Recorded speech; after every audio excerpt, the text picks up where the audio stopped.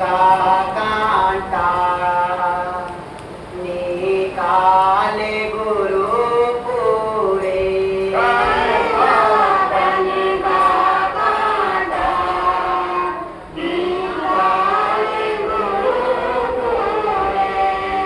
चरणों में वारे देवो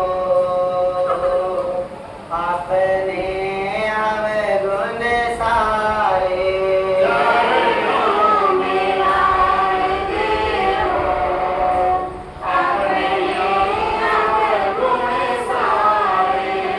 हम तो अवगुण उसको भी कहते हैं कि जो भक्ति में भी कसर है। अगर भगवान भी कहे कि भाई तेरी भक्ति में कसर है, अगर गुरु भी कहे तेरी भक्ति में कसर है, तो सामने से यही उत्तर आना चाहिए कि कसर है तो आ जाओ बैठो और कर लो पूरी, क्योंकि पूरी तो समर्थशाली कर सकते हैं, इसमें समर्थ है। तो भगत क्यों कोशिश करता है? सारा जीवन जो है दुख मिटाने के लिए, रोग मिटाने के लिए, आत्मा की कमी पूरी करने के लिए, हृदय की जो लेख है उसको मिटाने के लिए। हम कहते हैं कि भाई अवगुण ये सोचना है, बाहर का कूड़ा तो उसके पास जाता ही नहीं। जैसे कहते हैं ना, आकाश पे थूकोगे तो अपने ऊपर ही गिरेगा।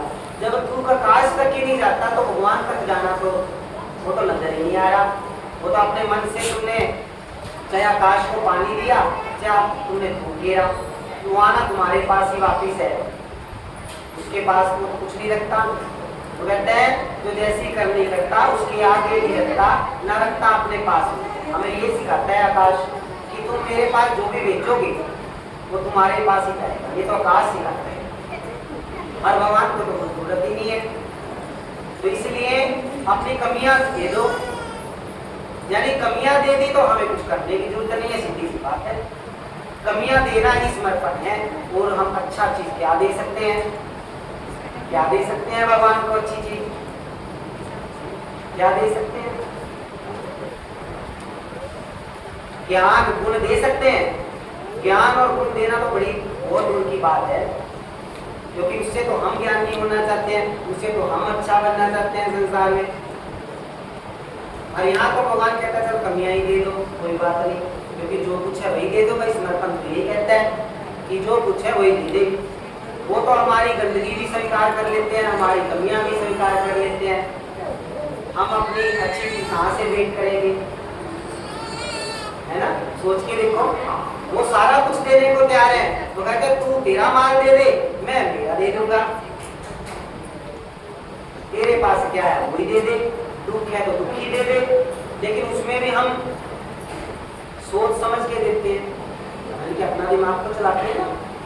देखो, चाहे हम मंदिर में जाएं, चाहे गुरु के पास जाएं, चाहे भगवान के आगे प्रार्थना करें घर बैठ के, हर चीज में खुद ही विचार कर लो, परख के देखो।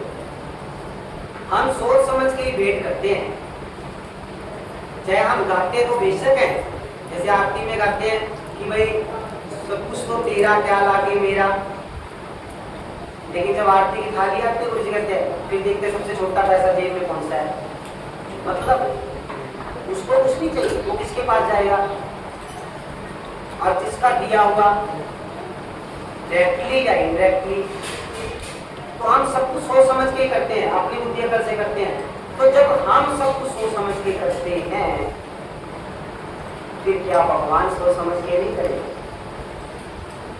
वो कहते हैं तू पूर्ण समर्पण कर दे, मैं सारा माल देने को तैयार हूँ। मैं तो सब अपना आप तेरे को दे रहा हूँ, मैं तो तुझे अपनी पदवी दे रहा हूँ। भगवान की पदवी क्या छोटी चीज है? भगवान बनना, भगवान तो कोई बन ही नहीं सकता। जैसे दो भगवान हो जाएंगे, भगवान दो तो हो नहीं सकते। वो अपनी हस्ती तब देगा ना जब तेरी मिटेगी। अगर जरा सा भी तेरे अपने पास कुछ रखा तो उसमें तो मिलावट होगी, और उसमें तो भगवान आ नहीं सकता। अभी तो कहते हैं जिस घट में आना हो भगवान, यानी जिस घर में, जिस घट में, जिसके बंदे के पास आना हो भगवान, वहाँ करोड़ों सूर्यों को उदय करे, तपात पाकर घट को देखे, कुछ रहे तो नहीं क्या?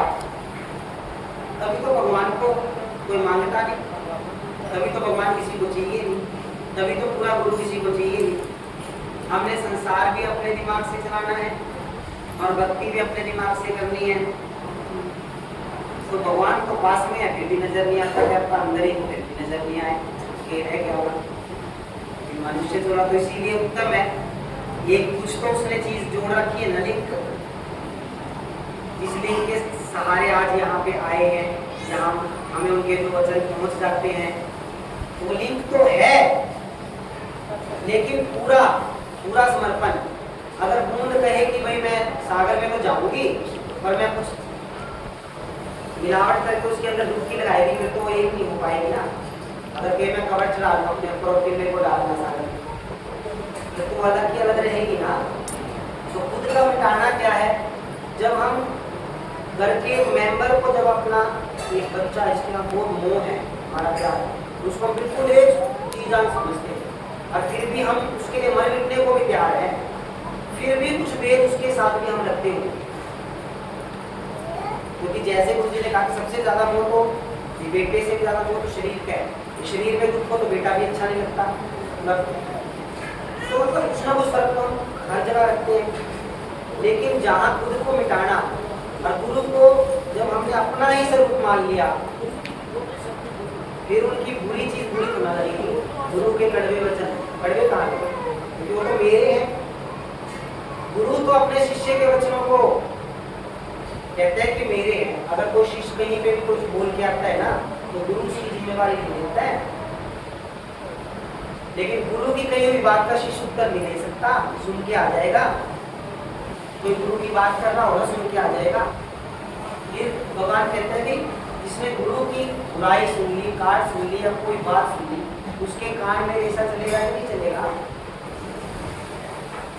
चलिए अपना भगवान मानते हैं उसको, क्या तो शिष्य मरने मारने को तैयार हो जाएगा या कहेगा कि मेरे आगे कोई बात नहीं चलेगी, जब दूसरे को पता हो ये नहीं सुन सकता।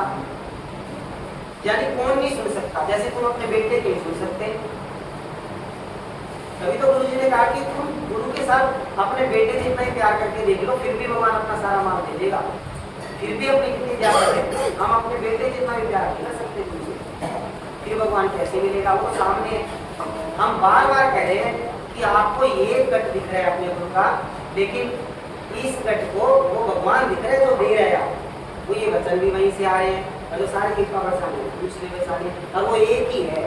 कहीं जा लो आप पूरे संसार में, किसी डॉक्टर के पास जा लो, किसी तांत्रिक के पास जा लो, किसी भगवान के पास जा लो, क्योंकि कहीं नहीं हो सकते भगवान, कहीं तो हो ही नहीं सकते।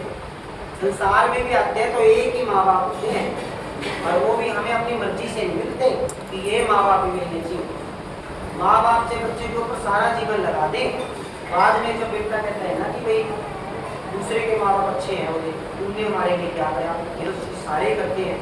तो फिर देखो कि जो माँ बच्चे को पैदा है करती कितना कष्ट उठाती है, फिर भी जो बच्चा सामने बोले कितना दुख वो पाती है।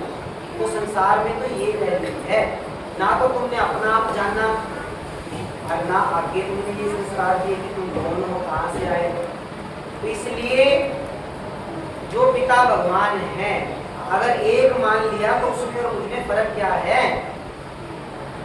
जो गुरु है वो ना भगवान की काट सुन सकता, ना अपने भगत का, जो बीच का माध्यम है, जो तुम्हें दिखाई दे रहा है उसकी बात है। देखो वो अपने भगवान की नहीं सुन सकता, भगवान के लिए कोई कहे कुछ, वो बाहर से कुछ नहीं बोलेगा। चाहे तुम भगवान को गाली दो या महिमा गाओ, वो हमेशा मौन में रहेगा। जो पूरा गुरु होगा वो कम बोलेगा और बोलना चाहिए भी नहीं, क्योंकि संसार को समझ नहीं आती बोल। जिसको समझ आती है उसके लिए एक ही शब्द काफी है। और फिर भी जो पूरा गुरु है वो अपने शिष्यों के लिए, अपने भक्तों के लिए दिन रात अपना सारा देह भी लुटा देता है। गुरु जी कहते हैं कुएं से भी पानी भरते रस्सी फिर भी रिश्ती है। अपना सारा दिमाग अपने बच्चों, अपने शिष्यों पे लगाते हैं, वो उनको जरूरत भी नहीं है फिर भी लगाते हैं। वो यही चाहते हैं कि भगवान का सारा माल सबको मिल जाए और सब असली में सुखी हो जाए। अगर फिर भी अपना दिमाग लगाओगे, वो कह रहे हैं कुछ भी जरूरत नहीं है, मन टिका ले, मन ने कागर कर ले। अगर जगह जगह भटकेगा तो कैसे मिटेंगे। जैसे हर चीज के लिए, चाहे तुम खाना खाते हो, एक चीज, एक तरफ तुम्हारी भूख मिटती है या तुम्हें किसी चीज की इच्छा होती है, वो स्वाद चीज नजर आ जाती है, उसका स्वाद मिल जाता है, उसके पीछे कष्ट भी तो छुपा है। उसके लिए तुम्हें मेहनत भी तो करनी पड़ेगी, पहले खाना खाने के लिए भी मेहनत करनी पड़ेगी। या तो अगर बना बनाया खाना है तो कमाना पड़ेगा, होटल में जाके खा लोगे ठीक है, तुम बाहर से मेहनत नहीं करोगे तो खुद उगाओ, पिसो, बनाओ, करो खाना, ये मेहनत होगी। नहीं करना तो पैसा भी आजकल कुछ बनाना है मिल जाएगा, होटल में बनाना है तो मिल जाएगा, फिर उसको कमाने के लिए मेहनत कर लो। बात तो एक ही है, मेहनत तो करनी पड़ेगी किसी ना किसी तरीके से तुम्हें, ये तो संसार की चीज है। फिर उसको हजम करने के लिए मेहनत करनी पड़ेगी, फिर हम डॉक्टर के पास जाएंगे, हजम नहीं होता हमारे खाना। तो कितने चीजें हैं, तो ये तो संसार की उलझन है। तो संसार के जितने भी सुख हैं वो उलझन है, और वो जो गुरु है पूरा, वो हमें सारी उलझनों से हटाना चाहता है, और हमेशा हमेशा हम उस पर भी अटल नहीं हो सकते। और यहाँ बुला के उन्होंने कुछ नहीं कराना अपना, उन्होंने तुम्हें ही देना पड़ता है, उनको ही कष्ट उठाने पड़ेगा। अगर तुम 1 घंटा आओगे तो अपना दिमाग भी लुटाना पड़ेगा, गुरु को ही तुम्हारी सेवा करनी पड़ेगी। वो फिर भी बुलाते हैं, आ जाओ, मौका है, अभी तो ये भगवान ने ड्यूटी दे रखी है, यहाँ पे बैठे हैं तो आ जाओ, ले लो। तब भी देखो हमें गुरु दक्षिणा के रूप में आपको आज पूरा दिन बुलाना पड़ा, ये भी सोचते हैं कोई बात नहीं, यही हमारे लिए कोई है, हमारा तो इसी में दिल खुश हो जाएगा, आपके ऊपर भगवान खुश हो जाएंगे और आप असली चीज को पाके खुश हो जाएंगे, तो हम तो सबसे ही खुश हैं। तो बस भटकना छोड़ो, अटल हो जाओ। ऐसे कहो, जब तुम मार या छोड़ मैं नहीं लिखता, जब अगर नहीं मेरा दुख मिटना चाहिए, नहीं मिटा तो हम दूसरे के पास चले गए। एक डॉक्टर से नहीं, डॉक्टर पे जा सकते हैं क्योंकि वो शरीर का रोग है, अगर शरीर के रोग के लिए ठीक है उसका ज्ञान उसको डॉक्टर को दिया, लेकिन जो भगवान तो कहीं नहीं है ना, भगवान तो कहीं नहीं है ना, डॉक्टर तो नहीं हो सकते, अंदर का डॉक्टर तो एक है ना, बाहर के डॉक्टर तो कहीं हो सकते हैं। उस पर अटल नहीं होंगे, भटकेंगे तो क्या होगा, थोड़ा आराम मिलेगा, लेकिन उसके लिए कोई बात नहीं, दोबारा आ गई, उसके लिए कोई पैसे भी लगेंगे, दोबारा मेहनत भी होगी, कष्ट भी उठाएंगे, और एक पे अटल भी होएगी। वो कहता है पूरा जो अटल हो गया तो भाई तुम मार या छूट, चाहे मारो या कुछ मारो, दोनों मर्जिया, जो उस पर छोड़ देता है, चाहे वो कितनी भिक्षा है, क्या पता वो कितना टाइम लगाए, कितना टाइम क्या है, टाइम क्या है, टाइम तो वही है, वो टाइम तेरी तरफ से है। हाँ, साथ में ये कह सकते हैं कि भाई अगर दुख भेजेगा तो सहने की शक्ति भी तू दे देना, अंदर आप बैठ जाना, अगर तू ठनका के देखता मैं तेरी परीक्षा नहीं दे सकता, मेरे अंदर तेरे को बैठना पड़ेगा, मैं तो रोऊंगा भी, मैं तो चिल्लाऊंगा भी, मैं तो संसार में भी बताऊंगा, ऐसे बोल दो, लेकिन अटल तो हो जाओ, रहूंगा तो तेरा ही, पर सत्य भी हूं तो मैं उसका ही, क्योंकि दो है ही नहीं भगवान, दो की है ही नहीं, कोई ऑप्शन ही नहीं है।